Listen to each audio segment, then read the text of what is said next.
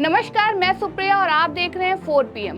केंद्र सरकार ने सिटीजनशिप अमेंडमेंट एक्ट यानी CAA का नोटिफिकेशन जारी कर दिया है।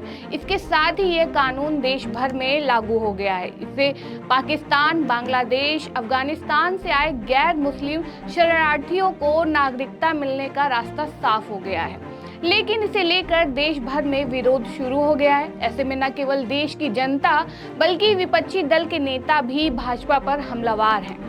अब इससे भले ही भाजपा को लग रहा हो कि उसने जनता के हित में काम किया है, लेकिन चुनाव से ठीक पहले CAA का इस तरह से लागू होना भाजपा का चुनावी स्ट्रोक बताया जा रहा है। अब लोकसभा चुनाव में इससे भाजपा को कितना फायदा होगा, ये तो आने वाला समय ही तय करेगा। लेकिन फिलहाल इसे लेकर देश के कोने-कोने में विरोध जारी है। अब ऐसे में देश की राजधानी दिल्ली की अगर हम बात करें तो यहाँ भी CAA को लेकर विरोध के स्वर उठने लगे हैं। न केवल दिल्ली की जनता बल्कि खुद मुख्यमंत्री अरविंद केजरीवाल भी इसे लेकर भाजपा पर सवाल खड़े कर रहे हैं। अब ऐसे में CAA लागू होने के बाद से ही अरविंद केजरीवाल ने भाजपा को घेरना शुरू कर दिया है। उन्होंने PM मोदी को घेरते हुए इसे चुनावी चाल बताई है। दरअसल उन्होंने कहा कि BJP शायद दुनिया की अकेली पार्टी है जो पड़ोसी देशों के गरीबों को अपना वोट बैंक बनाने के लिए ये गंदी राजनीति कर रही है। ये देश के खिलाफ है। CM केजरीवाल ने कहा 10 साल देश पर राज करने के बाद चुनाव के पहले मोदी सरकार CAA को लेकर आई है। ऐसे वक्त में जब गरीब और मध्यम वर्ग महंगाई से कराह रहा है और बेरोजगार युवा रोजगार के लिए दर बदर की ठोकरें खा रहा है, उन असली मुद्दों का समाधान करने की बजाय ये लोग CAA लाए हैं। सोशल मीडिया पोस्ट में उन्होंने कह रहे हैं कि 3 पड़ोसी राज्य के अल्पसंख्यकों को भारत में नागरिकता दी जाएगी। यानी ये पड़ोसी राज्यों के लोगों को भारत में लाकर बसाना चाहते हैं। क्यों? अपना वोट बैंक बनाने के लिए। जब हमारे युवाओं के पास रोजगार नहीं है तो पड़ोसी राज्यों से आने वाले लोगों को बेरोजगार कौन देगा? उनके लिए घर कौन बनाएगा? क्या BJP उनको रोजगार देगी? क्या BJP उनके लिए घर बनाएगी? इसके साथ ही उन्होंने कहा पिछले 10 सालों में 11 लाख से ज्यादा व्यापारी और उद्योगपति इनकी नीतियों और अत्याचारों से तंग आकर देश छोड़कर चले गए। उन्हें वापस लाने की बजाय ये पड़ोसी देश के गरीबों को लाकर भारत में बसाना चाहते हैं। क्यों? सिर्फ अपना वोट बैंक बनाने के लिए? CM केजरीवाल ने ये भी कहा पूरा देश CAA का विरोध करता है। पहले हमारे बच्चों को नौकरी दो, पहले हमारे लोगों को घर दो, फिर दूसरे देशों के लोगों को हमारे देश में लाना। पूरी दुनिया में हर देश दूसरे देशों के गरीबों को अपने देश में आने से रोकता है क्योंकि इससे स्थानीय लोगों के बेरोजगार कम होते हैं। BJP शायद दुनिया की अकेली पार्टी है जो पड़ोसी देशों के गरीबों को अपना वोट बैंक बनाने के लिए गंदी राजनीति कर रही है। ये देश के खिलाफ है। केजरीवाल ने साथ ही ये भी कहा कि खासकर असम और पूरे उत्तर पूर्वी भारत के लोग इसका सख्त विरोध करते हैं, जो बांग्लादेश से होने वाले माइग्रेशन के शिकार रहे हैं और जिनकी भाषा और संस्कृति आज खतरे में है। BJP ने असम और पूरे उत्तर पूर्वी राज्यों के लोगों को धोखा दिया है। लोग इसका लोकसभा चुनाव में जवाब देंगे। आज खुद के सत्ता के लालच में मौजूदा सरकार इस कदर लिप्त हो चुकी है कि हर तरह से सिर्फ अपना ही फायदा देख रही है। देश में फैली बेरोजगारी, महंगाई की बात ना करके सरकार सिर्फ और सिर्फ लोगों का ध्यान भटका रही है। अब ऐसा नहीं है कि सिर्फ केजरीवाल ने इस पर विरोध जताया है, बल्कि कई अन्य पार्टियों के नेताओं ने भी भाजपा पर जमकर निशाना साधना शुरू कर दिया है। लेकिन इस भाजपा राज में ज्यादातर सच बोलने वालों को और अपने हक की आवाज उठाने वालों को कैद कर लिया जाता है। ऐसा ही कुछ हुआ जब CAA को लेकर जामिया मिलिया इस्लामिया में छात्रों ने विरोध किया। उन्होंने केंद्र सरकार से इसे वापस लेने की मांग की। प्रदर्शनकारी छात्रों ने नागरिकता संशोधन कानून को रद्द करने व छात्रों पर दर्ज मुकदमे वापस लेने की भी मांग की। इसमें बड़ी संख्या में छात्र पोस्टर लेकर परिसर में जमा हुए। छात्र कार्यकर्ताओं की रिहाई की मांग कर रहे थे, जो कि 2019 के CAA विरोधी विरोध प्रदर्शन का हिस्सा थे।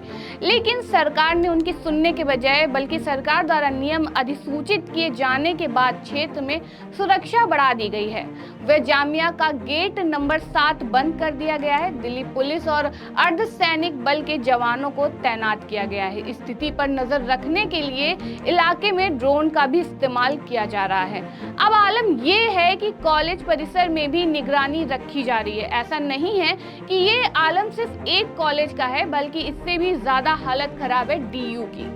जी हां, राष्ट्रीय राजधानी दिल्ली में सरकार के फैसले के खिलाफ दिल्ली विश्वविद्यालय में विरोध प्रदर्शन की आशंका को देखते हुए दिल्ली विश्वविद्यालय कला संकाय में एकत्रित हुए लगभग 55 छात्रों को पुलिस ने 12 मार्च 2024 को हिरासत में ले लिया।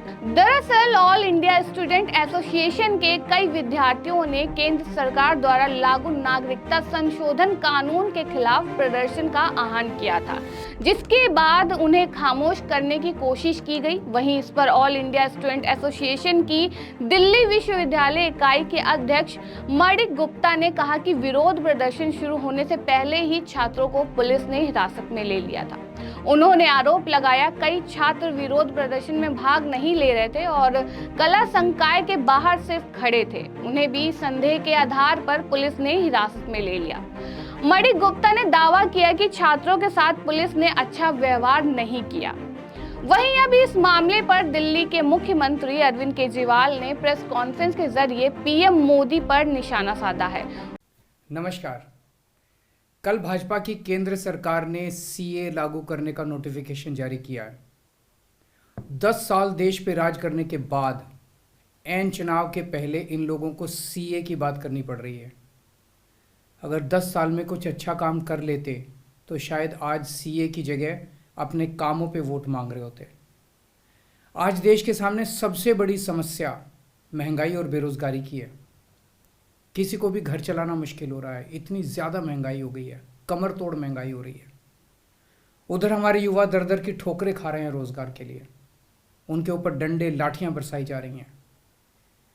ऐसे में सरकार बेरोजगारी और महंगाई का समाधान ढूंढने की बजाय सीए की बात कर रही है, तो ये बड़े दुख की बात है।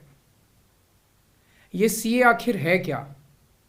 बीजेपी की केंद्र सरकार का कहना है कि 3 देश, बांग्लादेश, पाकिस्तान और अफगानिस्तान, इन 3 देशों के अल्पसंख्यक जो हैं वो अगर भारत की नागरिकता लेना चाहें तो उन्हें भारत की नागरिकता दे दी जाएगी।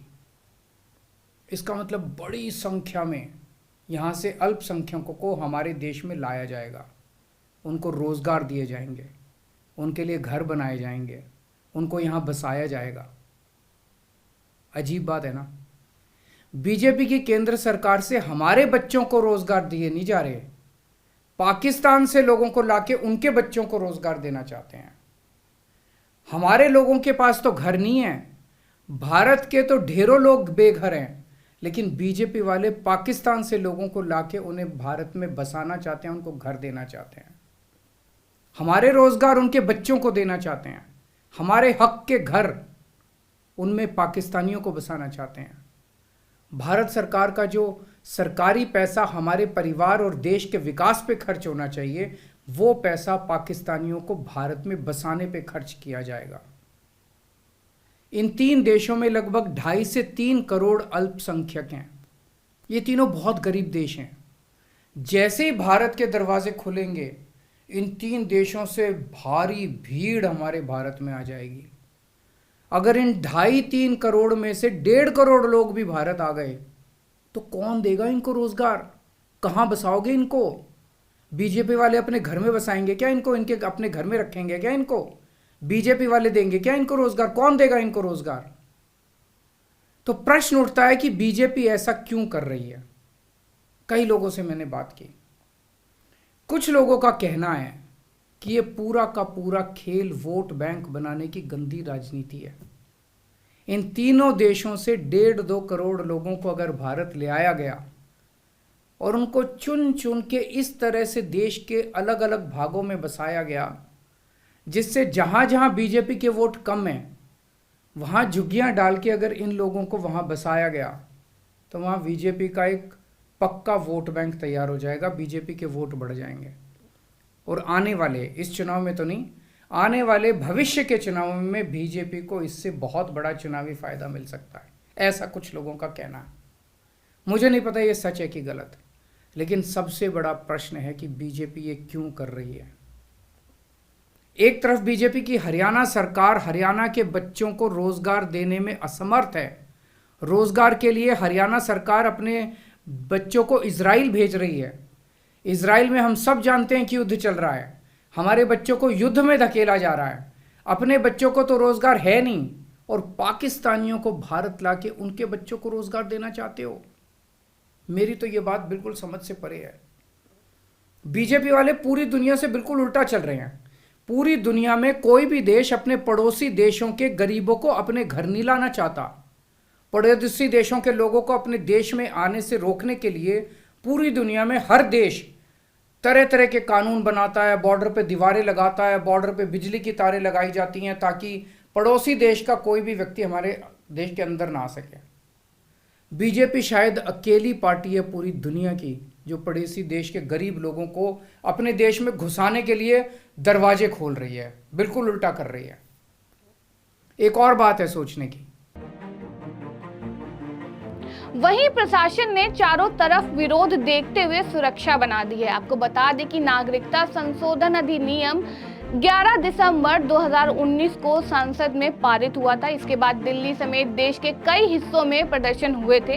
दिल्ली के जामिया मिलिया इस्लामिया और शाहीन बाग इलाकों में 2019-20 में कई महीने तक सीएए का विरोध प्रदर्शन हुए थे।